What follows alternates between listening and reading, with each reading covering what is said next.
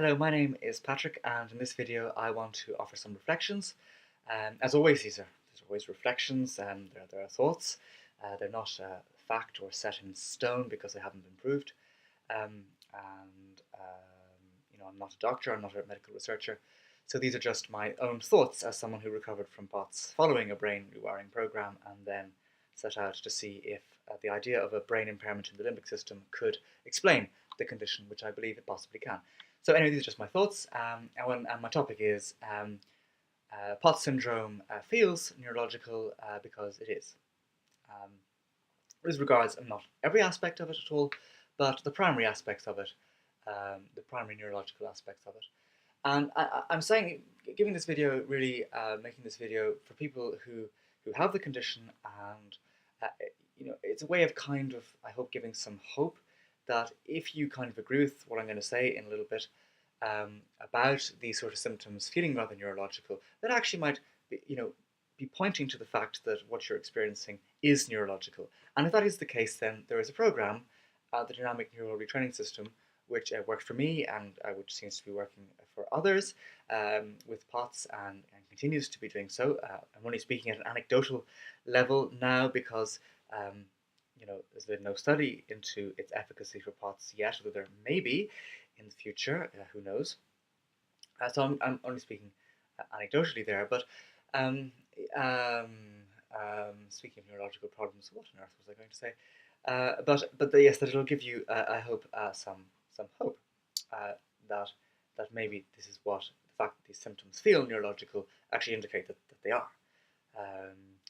So I want to particularly talk about one particular set of symptoms which a lot of POTS people have, and which really are the most neurological and most obviously so. And that concerns sensitivity to stimuli. Now, when I had POTS, and I don't know if it's the same for you, but certainly when I read online and when I've talked to others who've had the condition or who have it, both in person and online, one thing that's very common is sensitivity to stimuli. Okay, so whereas before a loud noise, would be unpleasant to hear, but for someone with POTS, it's very loud indeed, and will cause you really to jump and startle. I remember one time when I had POTS particularly badly, my dad had gone shopping and he just came back and he just tapped on the window just to say hello to me, and it jumped out of my skin. Like, it was so loud, that sensation.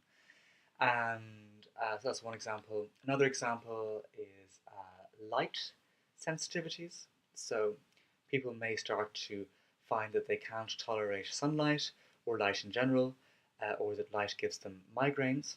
That's very common. Some people at more severe ends of POTS may be kind of in a darkened room most of the time.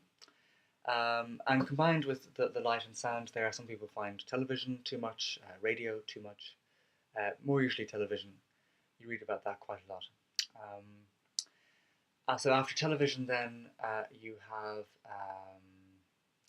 after television, after light, then comes smell, which is a big one.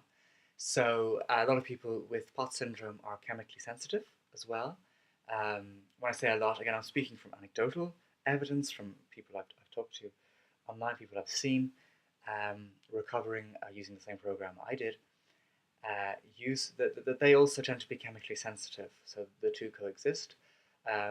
So it mightn't be the same severity as someone who is primarily chemically sensitive, but definitely there will be an increased hypervigilance around smell towards chemicals and perfumes, and these may have a noxious or poisoning effect, as it seems, and indeed as it is, on people.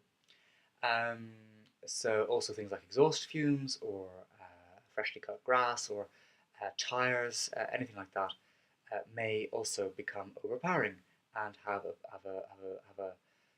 provoke illness in the person affected. And in some cases, also, although more rarely, but nevertheless in some cases, people with POTS may also, and it's interesting if anyone out there this is the case for you, may also be sensitive to electromagnetic frequencies. Okay, If you don't know what that is, that might sound really crazy. If you do have it, you know that it is not crazy and very real and horrible.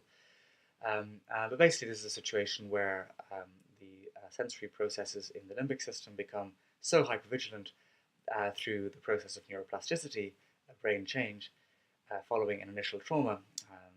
That's put very succinctly there. A lot can be said about that.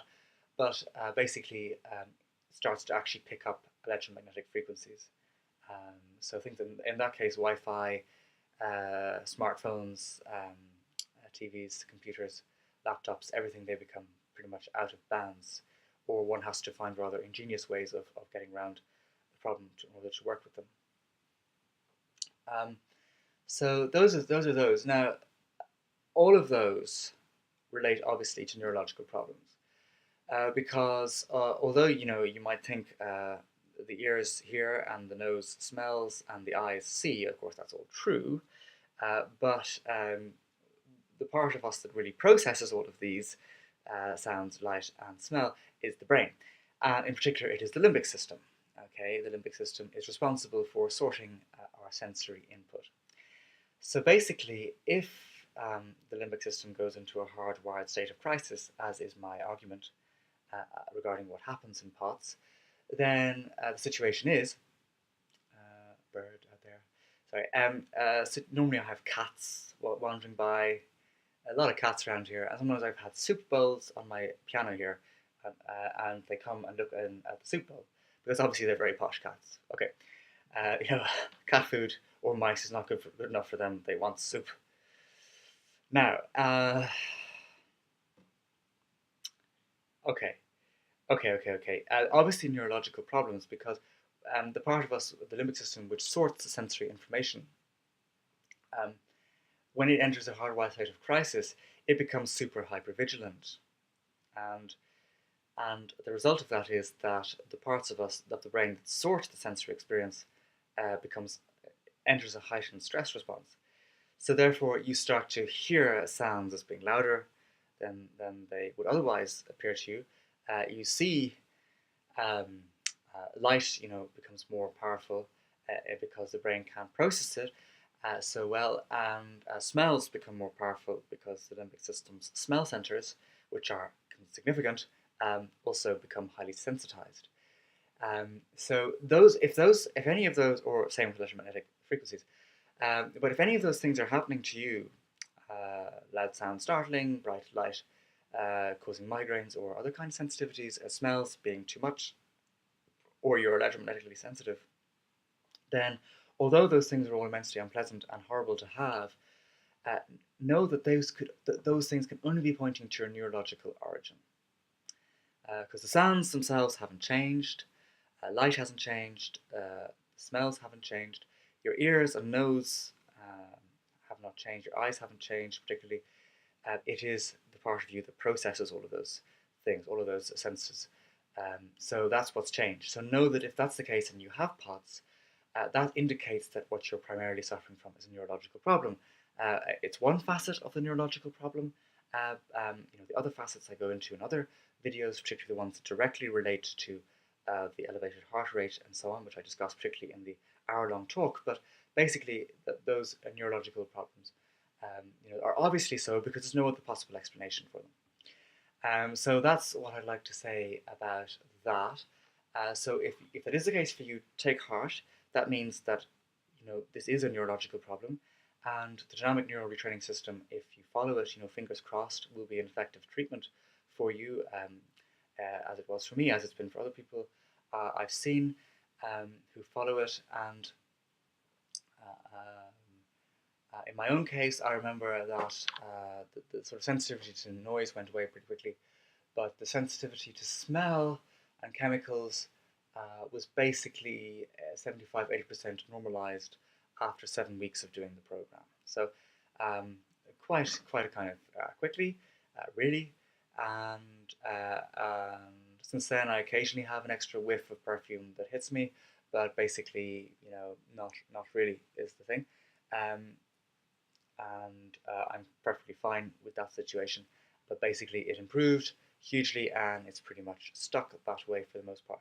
So That's what I'd like to say about that. And I think I might have had some minor electromagnetic hypersensitivities because um, I'd have these weird things where if my mobile phone were, let's say, on the couch or kind of a bit further away from me and it received a message, I would feel that go off in my leg. I'd feel the message go off my leg. So I might have had some minor electromagnetic hypersensitivities, kind of early stages of it. I'm very glad it didn't, very grateful it didn't get any worse than that. But anyway, I don't know if that was the case or not. Okay, so that's all I want to say about that. Hope that gives some hope to people. If that is the case for you, if not, do comment. If it is, do comment. All comments very welcome. Thank you.